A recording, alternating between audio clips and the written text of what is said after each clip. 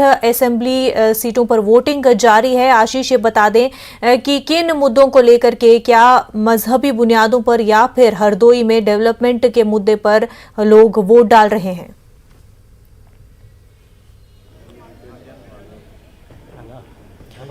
जी देखिए हरदोई में भी सुबह 7 बजे वोटिंग शुरू हो गई थी और अच्छी खासी भीड़ भी हर मतदान केंद्र पे नज़र आ रही है। हमारे साथ कुछ लोग हैं, हम उनसे बात करते हैं।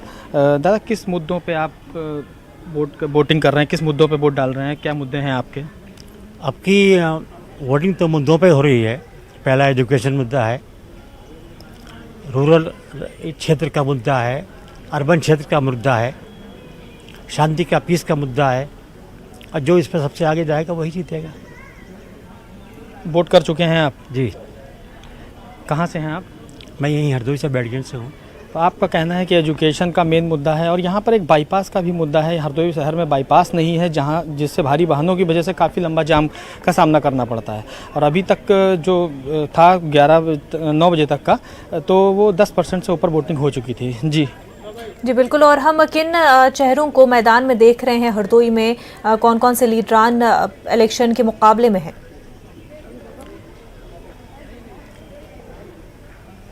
देखिए, यहाँ हरदोई में 8 विधानसभा सीटें हैं, जिसमें पिछली 2017 की बात करें तो 7 विधानसभाओं पे बीजेपी ने कब्जा किया था और एक विधानसभा है जो नरेश अग्रवाल के लड़के हैं, नितिन अग्रवाल बेटे हैं उनके, और वो सपा से अपनी सीट बचा ले गए थे। फिलहाल अब की वो भी भाजपा से मैदान में है और वो वीआईपी इसलिए है क्योंकि नरेश अग्रवाल 40 सालों से इसी सीट पर काबिज हैं और अग्रवाल फैमिली इस पर 40 सालों से राजनीति कर रही है। फिलहाल इस बार उनके बेटे 2008 से उनका बेटा इस सीटों पर विधायक है और अब की बीजेपी के मैदान में है। और ये देखने वाली बात है कि अब की नरेश अग्रवाल अपनी साख बचा पाते हैं या नहीं, ये देखने वाली बात जरूर है। बिल्कुल। हमारे साथ पीलीभीत से हमारे नुमाइंदे परवेज भी जुड़ चुके हैं। परवेज, पीलीभीत की 4 कॉन्स्टिट्यूएंसीज में पोलिंग जारी है। पोलिंग परसेंटेज अब तक की बता दीजिए।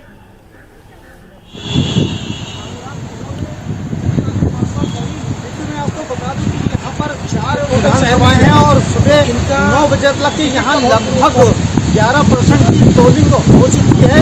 वोटर निकल रहा है और अपने मताधिकार का लगातार प्रयोग कर रहा है। 2 घंटे में 11% की पोलिंग सफिशिएंट कहलाती है, ठीक कहलाती है। और पीलीभीत में 11% की वोटिंग 9 बजे सुबह तक हो चुकी है।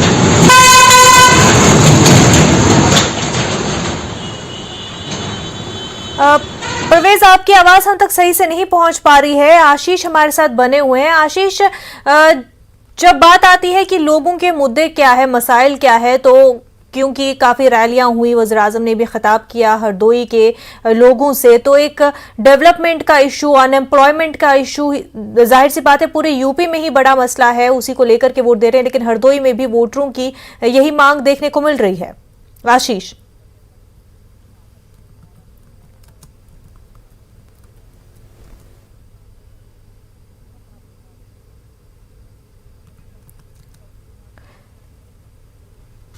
हमारे नुमाइंदे आशीष से राब्ता बनाने की कोशिश करेंगे। तो आपको बता दें कि सुबह से ही हमारे नुमाइंदे तमाम तर पोलिंग बूथ्स पर आपको जायजा ले रहे हैं और आपको बता रहे हैं कि किन जगहों पर किन मुद्दों के साथ लोग अपना वोट कास्ट कर रहे हैं, लोगों का क्या मूड है इस चुनाव में। चौथे फेज के तहत लोग अपना वोट कास्ट कर रहे हैं। सबसे बड़ा मुद्दा जो सुबह से ही हम लोगों से बात कर रहे हैं और सामने आ रहा है, अनएम्प्लॉयमेंट का मुद्दा बहुत ही बड़ा है। खास तौर से कोविड के दौर में जो लोगों को इकोनॉमिकली, फाइनेंशियली परेशानियां हुई, उसके बाद से अनएम्प्लॉयमेंट और कारोबार के हवाले से लोगों को बहुत मुश्किलात का सामना रहा और ये एक बड़ा मुद्दा है इस बार के चुनाव का। तो ये काफी बड़ा मुद्दा है जिसको लेकर के वोट कास्ट कर रहे हैं। हरदोई में भी एक काफी बड़ा मुद्दा है अनएम्प्लॉयमेंट का। आशीष हमारे साथ जुड़ चुके हैं। आशीष, बता दें कि डेवलपमेंट के हवाले से क्या कुछ काम पिछले 5 सालों में हुआ है, या फिर अनएम्प्लॉयमेंट की जब हम बात करते हैं तो हरदोई की क्या कुछ तस्वीर है?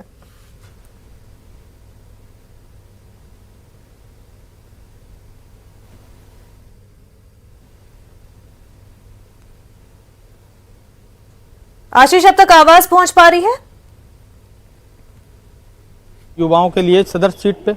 जी जी जी हेलो जी, बताएं। देखिए, हरदोई में सबसे बड़ा मुद्दा अगर है कोई तो वो बाईपास का है, और बाईपास का सबसे बड़ा मुद्दा है, आपको बता दें कि बाईपास ना होने से शहर में सबसे ज़्यादा जाम की दिक्कत होती है। आपको ये भी बता दें कि यहाँ ड्रेनेज सिस्टम नहीं है, यहाँ जो पानी है वो सड़कों पे ही भरा रहता है और घरों में घुस जाता है बारिश का पानी। ये सबसे बड़े मुद्दे हैं। जैसे इंडस्ट्रियल एरिया कोई शहर में नहीं है, सदर सीट में नहीं है, इससे युवाओं को काफ़ी दूर दूर तक जाना पड़ता है। वहीं अगर स्वास्थ्य विभाग की बात करें तो मेडिकल कॉलेज तो बन गया, लेकिन अभी इंजीनियरिंग कॉलेज ये सब नहीं है, जिसकी वजह से दिल्ली और कई महत्वपूर्ण कोर्स करने के लिए बाहर जाना पड़ता है लोगों को, जी, युवाओं को। तो काफ़ी मुश्किलें हैं लोगों को, बेसिक इश्यूज है जिनको लेकर के लोग वोट डालेंगे। आशीष, ये बता दें कि ख़वातीन के हवाले से ख़वातीन के क्या मुद्दे हैं, औरतों के क्या कुछ मुद्दे हैं हरदोई में?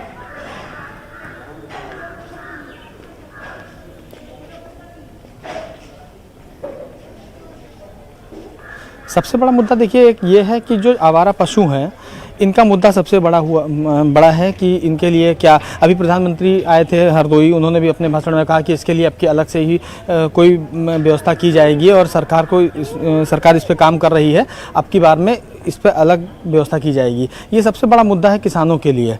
और अगर बात करें महिला सुरक्षा को लेकर तो हाँ, महिला सुरक्षा में ज़रूर सुधार हुआ है और सुरक्षा के दृष्टिकोण से फोर्स अब सड़कों पर रहता है, ये सब सुधार आए हैं। जी बिल्कुल आशीष, बेहद शुक्रिया आपका हमारे साथ जुड़ने के लिए। अब हमारे नुमाइंदे परवेज पीलीभीत से हमारे साथ जुड़ चुके हैं। परवेज, ये बता दें 4 कॉन्स्टिट्यूंसीज में वोटिंग हो रही है, क्या कुछ परसेंटेज और क्या कुछ मुद्दे पीलीभीत में लोगों के?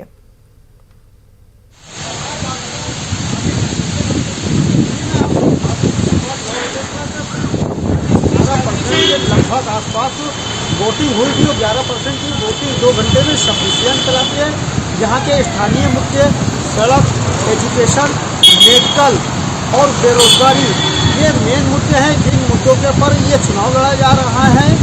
और इन चुनावों में आम जनता से अगर पूछा जाए या बात की जाए तो उनका सबका ही ये कहना है कि इन मुद्दों के ऊपर ही चुनाव होगा और जो इन मुद्दों को पूरा करेगा उसी की सरकार बनेगी। फिलहाल यहाँ पर वोटिंग चल रही है और वोटर घरों से निकल कर अपना मताधिकार यानी कि वोट देने का काम कर रहा है। बिल्कुल परवेज, ये बता दें कि जब मुद्दे इतने बड़े हैं बेसिक नेसेसिटीज़ के हवाले से, तो अमित शाह जब खिताब करते हैं तो वो मुद्दा उठाते हैं नेशनल सिक्योरिटी का और प्रियंका गांधी पर निशाना साधते हैं। कहते हैं कि प्रियंका गांधी टेररिज्म को कोई इशू ही नहीं मानती। पीलीभीत में उन्होंने इस तरह का बयान दिया है।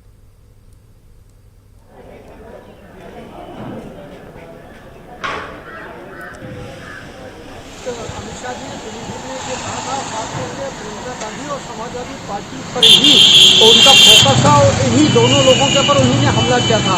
प्रियंका गांधी को आतंकवाद को लेकर धारा 370 को लेकर घेरा गया था, कांग्रेस पार्टी को घेरा गया था। साथ ही साथ समाजवादी पार्टी के लिए ये कहा गया था कि वो आतंकवादियों का सपोर्ट करती है और आतंकवादियों का एक परिवार इस समाजवादी पार्टी के लिए वोटिंग यानी कि वोट मांग रहा है। इस तरीके के भी मुद्दे आए थे, मगर इन सबके ऊपर जो स्थानीय मुद्दे हैं, चुनाव स्थानीय मुद्दे के ऊपर हो रहा है। स्थानीय मुद्दे हैं यहाँ के एजुकेशन है, मेडिकल है, शिक्षा है, सड़क है और बेरोजगारी है। ये स्थानीय मुद्दे हैं जिनके ऊपर आज यहाँ के पब्लिक वोटिंग कर रही है।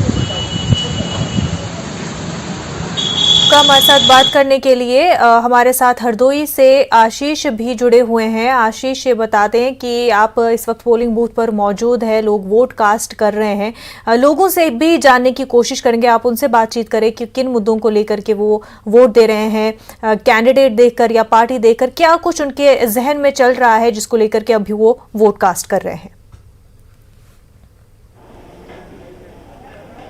जी देखिए, बिल्कुल हम अभी कुछ लोगों से बात करते हैं क्योंकि हम लोग पोलिंग बूथ पे ही हैं, थोड़ा सा दूरी पे आ गए हैं, बाहर आ गए थे, बस हम वहाँ पहुँच करके आप बात करते हैं। आप यहाँ वोट कर रहे हैं तो किन मुद्दों पे वोट कर रहे हैं आप? हम यहाँ मुद्दे हमारे यहाँ सबसे बढ़िया सुरक्षा का है, महिला सुरक्षा हो गई, शिक्षा हो गई और रोजगार हो गया और इस तरीके के तमाम मुद्दे हैं जिनको लेकर हम यहाँ पे वोट करने आए हुए हैं। अच्छा, आप कैंडिडेट देख करके वोट कर रहे हैं या पार्टी विशेष देख के वोट कर रहे हैं? हम पार्टी विशेष देख के वोट कर रहे हैं क्योंकि जिस पार्टी में हमारे लिए सबसे ज़्यादा फ़ायदा होगा उसी पार्टी को लेकर हम वोट उसी पार्टी को ही देंगे। देखिए, हमारे साथ और भी लोग हैं जिनसे बात करने की कोशिश करते हैं। बात करने की कोशिश करते हैं। बात करने की कोशिश करते हैं। आप किन मुद्दों को लेकर वोट कर रहे हैं और क्या आपकी जिसको भी विधायक चुनेंगे उससे क्या आपको उम्मीदें हैं? हम भैया नितिन को चुनेंगे, क्योंकि नितिन ही हमारे यहाँ का विकास करते हैं और हम उन्हीं को दोबारा बनाएंगे। आप ये बता दीजिए, पार्टी विशेष देख करके कर रहे हैं या प्रत्याशी हम देखकर? प्रत्याशी देख के, यहाँ हम नितिन को देखते हैं, हमें कोई पार्टी से लेना देना नहीं। हमारे साथ और भी लोग हैं, हम आपको बताएं, हमारे साथ और भी लोग हैं। सर, किन मुद्दों पे वोट करेंगे, क्या मुद्दे हैं आपके? देखिए, मुद्दे गरीबी, अशिक्षा और बेरोजगारी और जो स्वास्थ्य सुविधाओं का अभाव है। यहाँ मेडिकल कॉलेज भी बन के तैयार है, हालांकि यहाँ व्यवस्था हो रही है लेकिन अभी इलाज की समुचित व्यवस्था नहीं है।